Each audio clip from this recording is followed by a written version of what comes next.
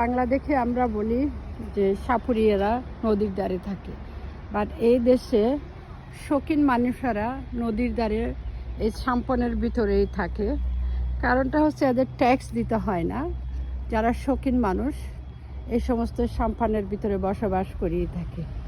আর আমাদের দেশে যারা বেদুনি সাপ ধরে তারাই থাকে। বন্ধুগণ, শেয়ার করলাম, পাশে আছি, পাশেই থাকুন নতুন নতুন ভিডিও পাওয়ার জন্য। অবিরাম ভালোবাসা। পানি অবশ্য স্বচ্ছ সুন্দর আজকে, যদিও মেঘলা আকাশ।